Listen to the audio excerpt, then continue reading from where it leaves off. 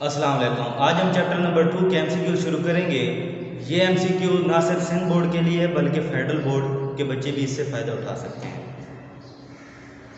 पहला क्वेश्चन है the distance between the pair of point is. अगर ये दो पॉइंट हैं, जैसे ग्राफ के ऊपर दो पॉइंट होते हैं, एक पॉइंट ये है जो ग्राफ हम बनाते हैं और दो पॉइंट कोई ड्रा करते हैं, इन दोनों के दरमियान आपने क्या फाइंड करना है? इसका डिस्टेंस फाइंड करना है। तो इसका फार्मूला होता है, इसको हम लेते हैं x1, कॉमे से पहले वाला x होता है, कॉमे के बाद वाला y1, इसको x2 और इसको y2। और दो पॉइंट के दरमियान डिस्टेंस फार्मूला होता है under root x2 minus x1 इसका स्क्वायर, y2 माइनस y1 इसका स्क्वायर। दो पॉइंट के दरमियान डिस्टेंस का फार्मूला ये होता है। अंडर रूट x2 की जगह हम क्या पुट कर देंगे? 0, और x1 की जगह क्या पुट कर देंगे? a पुट कर देंगे। फिर आगे प्लस, फिर y2 की जगह क्या पुट होगा? b, और y1 की जगह क्या पुट होगा? 0 पुट हो जाएगा, इसका स्क्वायर आ जाएगा इक्वल टू अंडर रूट। इसके बाद ये 0 माइनस ए का स्क्वायर होगा और ये b का स्क्वायर हो जाएगा। b में से 0 माइनस हुआ, b आ जाएगा। स्क्वायर माइनस को खत्म कर देता है, a का स्क्वायर आएगा, स्क्वायर खत्म नहीं होगा, स्क्वायर माइनस को खत्म कर देता है। फिर आगे प्लस b का स्क्वायर, आगे ये सोल्व नहीं होगा, तो दो पॉइंट के दरमियान ये डिस्टेंस आ गया हमारे पास। इसके बाद दूसरा क्वेश्चन है the distance between pair of point is. अब ये दो पॉइंट आपको गिवन है, इन दोनों के दरमियान आपने डिस्टेंस फाइंड करना है। ये P1 है, ये P2 है। तो आप इसको यहाँ पे लिखोगे d is equal to under root x2 minus x1 इसका स्क्वायर, y2 माइनस y1 इसका स्क्वायर। दो पॉइंट के दरमियान डिस्टेंस का ये फार्मूला होगा। अंडर रूट x2 की जगह ये देखिए, कॉमे से पहले वाला x1, कॉमे के बाद वाला y1, पहले x फिर y। अब इसमें भी ये x होगा, ये y, तो ये 2 2 हो जाएंगे। x2 की जगह क्या आएगा? 9, और x1 की जगह क्या आएगा? माइनस का 3, क्योंकि डबल साइन आ गया इसलिए मैंने ब्रैकेट में लिखा इसका स्क्वायर। इसी तरह y2 की जगह 4, अब फिर डबल साइन आ रहा है क्योंकि ये माइनस का 1 आ रहा है। एक तो फार्मूले का ये माइनस है और ये फिर माइनस का 1 है, इसलिए डबल साइन के लिए ब्रैकेट लगा देंगे। तो अब ब्रैकेट खोलेगी तो माइनस माइनस प्लस हो जाएगा, इसका स्क्वायर, 4 माइनस माइनस प्लस इसका स्क्वायर, ये बन जाएगा 9 इसका स्क्वायर, ये 5 इसका स्क्वायर। तो 12 का स्क्वायर होता है 144 और 5 का स्क्वायर हो गया 25। अगर इन दोनों को ऐड करें तो 169 आ जाएगा, और 169 का अगर रूट लें तो हमारे पास क्या आ जाएगा? 13 आ जाएगा। अच्छा, तो अब P1 और P2 के दरमियान डिस्टेंस था, तो D की जगह हम ये भी लिख सकते हैं P1 P2, और ये एब्सोल्यूट लगा देंगे, मोड लगा देंगे, तो ये इसका सिंबल होता है डिस्टेंस का दो पॉइंट के दरमियान का। तो ये क्या बन गया?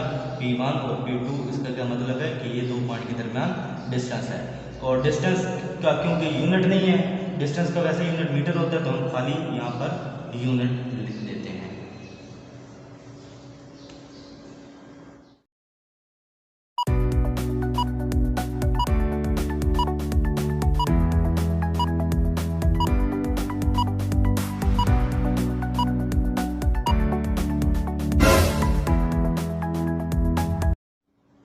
उसके बाद question number 4 the distance between 2 point. अब इन दोनों के दरमियान डिस्टेंस, ये पास पेपर का क्वेश्चन है, ये पेपर्स में आया हुआ है।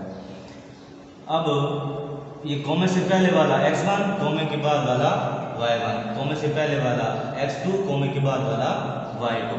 डिस्टेंस का फार्मूला क्या होता है? x2 माइनस x1 इसका स्क्वायर, और y2 माइनस y1 इसका स्क्वायर, ये फार्मूला होगा। x2 minus x1, y2 minus y1। इसके बाद हम क्या करेंगे कि x2 की जगह हम पुट कर देंगे 0, और y2 की जगह क्या, x1 की जगह क्या पुट करेंगे? म्यू कोस थीटा, इसका स्क्वायर बन गया। y2 की जगह 0 और y1 की जगह म्यू साइन थीटे का स्क्वायर।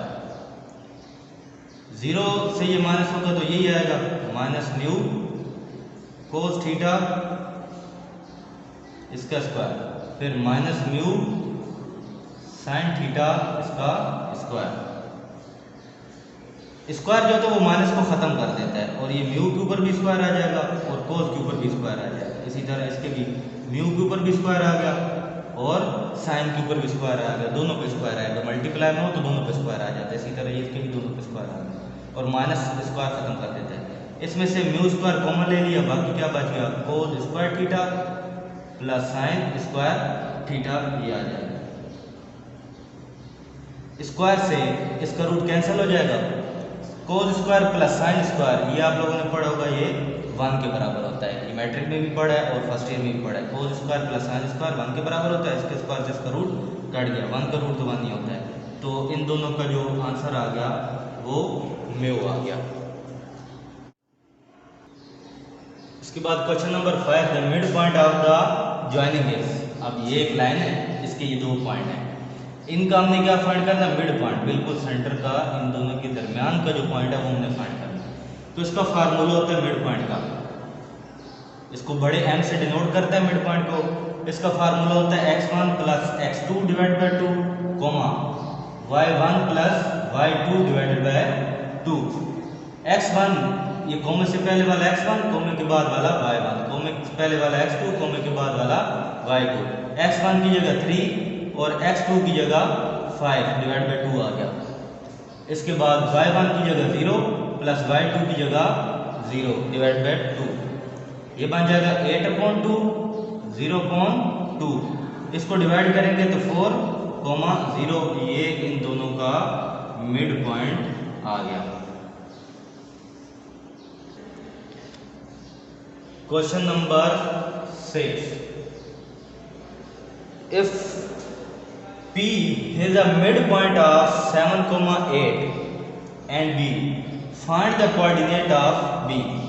अगर ये कोई लाइन है और P इसका मिड पॉइंट है, ये P पॉइंट है, इसका मिड पॉइंट है, और किसका मिड पॉइंट है, 7,8 का और B का। तो बताओ ये B के कोऑर्डिनेट क्या होंगे, B के हमने कोऑर्डिनेट फाइंड करने हैं। तो ये होता है x1, ये होता है y1, और ये होता है x2, ये होता है y2, और ये दरमियान में ये इसका मिड पॉइंट है। तो मिड पॉइंट का फार्मूला मैंने क्या बताया था, m is equal to x1 plus x2 divide by 2, y1 plus y2 divided by 2 आ जाएगा। ये इसका क्या आ गया, मिड पॉइंट आ गया। अब x1 की जगह हम क्या पुट कर देंगे, 7, और x2 की जगह क्या पुट करेंगे, x2 ही आएगा क्योंकि x2 की वैल्यू हमारे पास नहीं है, डिवाइड बाई 2। y1 की जगह 8 आ जाएगा और y2 की जगह 2 डिवाइड बाई 2 आ जाएगा। और मिड पॉइंट आपके पास क्या है, 3,4। ये जो P है ये इसका मिड पॉइंट है, क्वेश्चन के अंदर गिवन है। तो अब कोमे से पहले वाला कोमे के पहले वाले के बराबर होता है, तो 3 बराबर होगा 7 प्लस x2/2 के, और 4 बराबर होगा 8 प्लस y2 डिवाइड बाई 2 के। कोमे से पहले वाला कोमे के पहले वाले के बराबर, फिर कोमा आएगा, कोमे के बाद वाला कोमे के बाद वाले के बराबर होगा। ये हम कंपेयर कर लेंगे। 2 इधर आके मल्टीप्लाई होगा, 6 हो गया, 7 प्लस x2 हो गया, और 7 इधर प्लस क्या, इधर आकर माइनस हो जाएगा। तो 6 माइनस 7 माइनस का 1 आ जाएगा, बड़े का साइन आ जाएगा। इसी तरह अब इसका 2 इधर आकर मल्टीप्लाई होगा, 2 4 जा 8 आ गया, 8 उधर प्लस का इधर आकर माइनस हो जाएगा। तो ये कितना बन गया, 0 बन गया। तो B पॉइंट हमारे पास क्या आ गया, B क्या था, x2, y2। तो x2 हमारे पास आया -1 और y2 हमारे पास आया 0, तो ये B के कोऑर्डिनेट आ गए।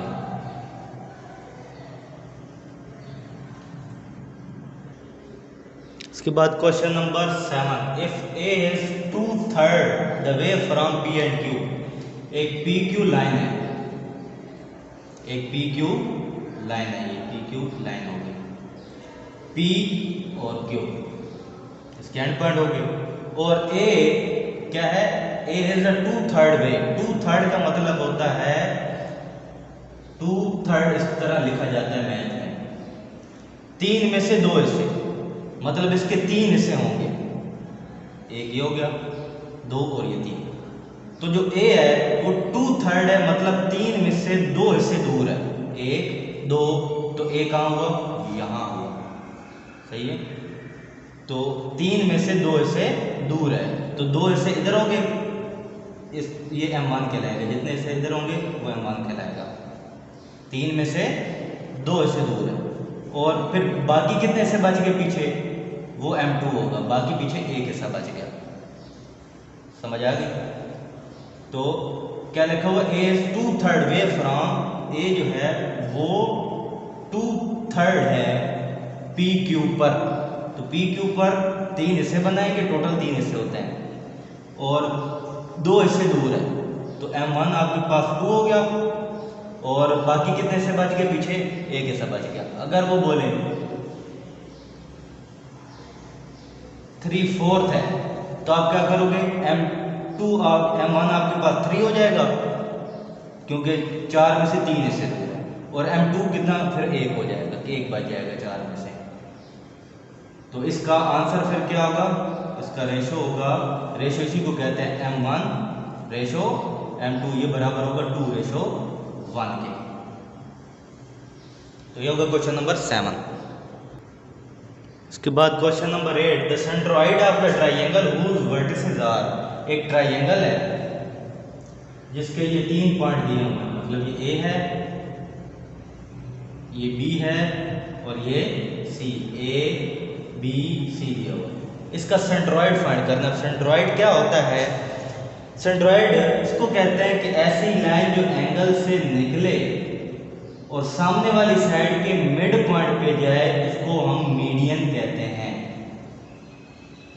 सही है। और इस एंगल से निकली और सामने वाले के मिड पॉइंट पे जाए, इसको हम क्या कहते हैं, मीडियन कहते हैं। और फिर इस एंगल से निकली और सामने वाले लाइन के मिड पॉइंट पे जाए, तो इस लाइन को हम क्या कहते हैं, मीडियन कहते हैं। अब ये जो तीनों मीडियन जहां पर ये टकरा रहे हैं, जहां पर एक दूसरे को इंटरसेक्ट कर रहे हैं, इस पॉइंट को, इस सेंटर को हम क्या कहते हैं, सेंट्रोइड कहते हैं।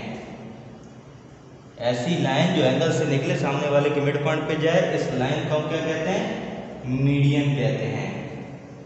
और तीनों एंगल से जो लाइनें निकल रही हैं सामने वाले के मिड पॉइंट पे पहुंच रही है, मतलब तीनों मीडियन निकल रही हैं, तीनों मीडियन जहां पर टकराएंगे, तो ये जो सेंटर होगा, इस पॉइंट को हम क्या कहेंगे, सेंट्रोइड कहते हैं। अब सेंट्रोइड का ये फार्मूला होता है x1 x2 x3 divide by 3, y1 y2 y3 divide by 3। ये किसका फार्मूला है, ये सेंट्रोइड का फार्मूला है। अब x1 क्या होगा, ये पहला x1 है, फिर y1 है, ये x2 है, ये y2 है, ये x3 है, ये y3 है। तो x1 की जगह 8, x1 की जगह 2 आएगा, फिर आगे प्लस x2 की जगह 8 आ गया, और x3 की जगह 9 आ जाएगा, डिवाइड बाई 2। कॉमे से पहले वाले सारे x हैं, और कॉमे के बाद वाले सारे y होंगे। 8 प्लस 9, कॉमे के बाद वाला 8 प्लस 2, और फिर प्लस 9 डिवाइड बाय 3 हो जाएगा। इन दोनों को प्लस करो, 10 आ गया, 10 और 19/3 आ जाएगा, यहाँ पर 3 आएगा डिवाइड।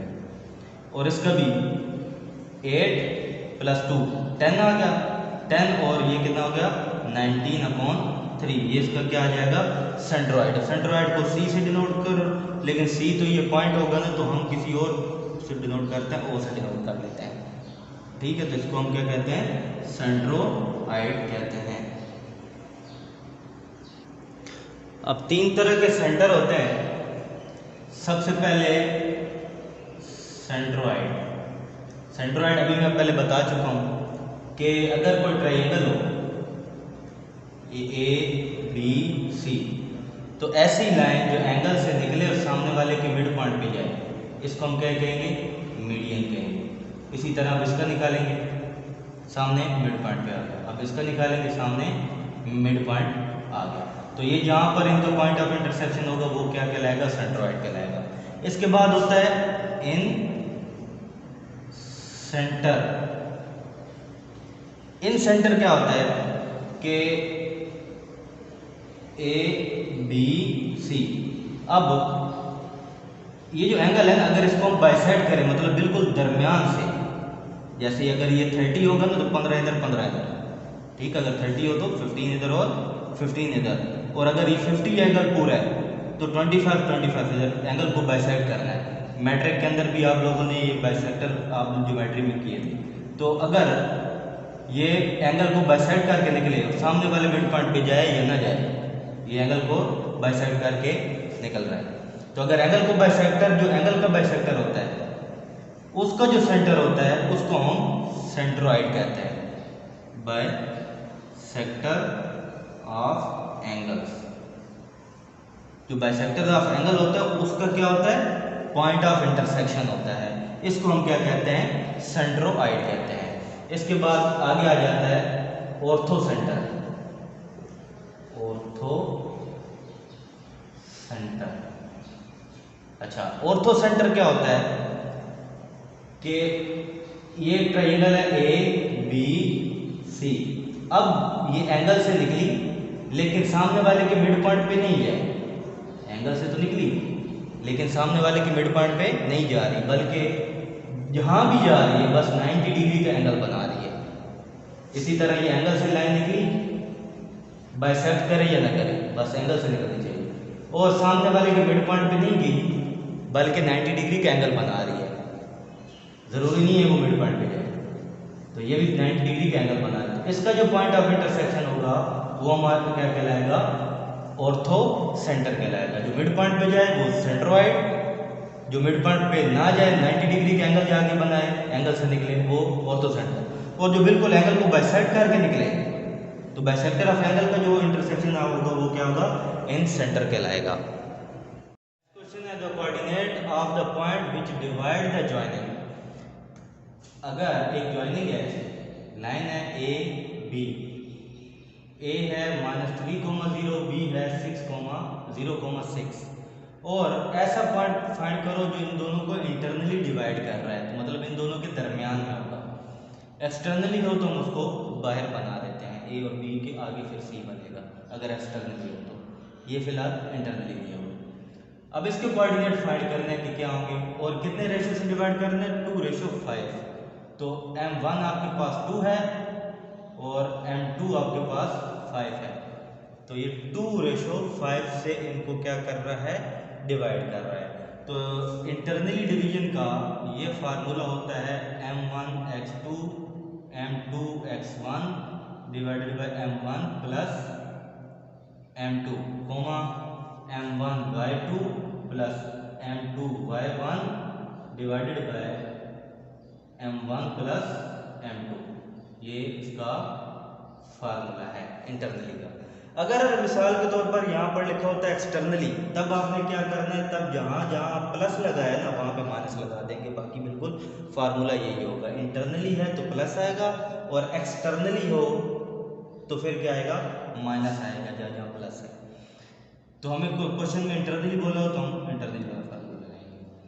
M1 आपके पास 2 आ गया, ये होता है कॉमा से पहले वाला x, कॉमा के बाद वाला y, x1 y1 और ये x2 y2। तो x2 हमारे पास 0 है, M2 5 है, x1 माइनस का 3 है, डिवाइडेड बाय 2 प्लस 5, फिर कोमा M1 आपके पास है 2, y2 आपके पास है 6, M2 है 5 और y1 है 0, डिवाइडेड बाय 2 प्लस 5। ये बन जाएगा 2 0 0, 2 3 5 15 डिवाइड बाय 7, 2 6 12, 5 0 0 डिवाइड बाय 7 आ जाएगा। तो माइनस का 15/7 कोमा 12/7, ये आगे C के कोऑर्डिनेट।